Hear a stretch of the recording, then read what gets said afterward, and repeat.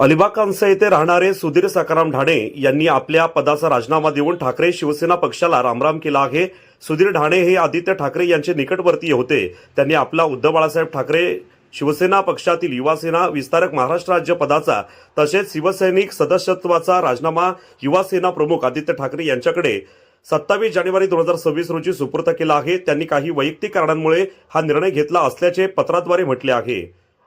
तर सुधीर ढाणे यांनी नुकताच अलिबागचे दमदार आमदार महेंद्र शेठ दळवी यांच्या कार्यप्रणालीवर विश्वास ठेवून शिंदे गट शिवसेनेत आमदार महेंद्र शेठ दळवी, शिवसेना नेत्या मानसीताई दळवी, युवासेना जिल्हा समन्वयक अजय गायकर, युवासेना अलिबाग तालुका प्रमुख संदेश थळे, रामराज विभाग प्रमुख महेश शिंदे यांच्या उपस्थितीत पक्षप्रवेश केला।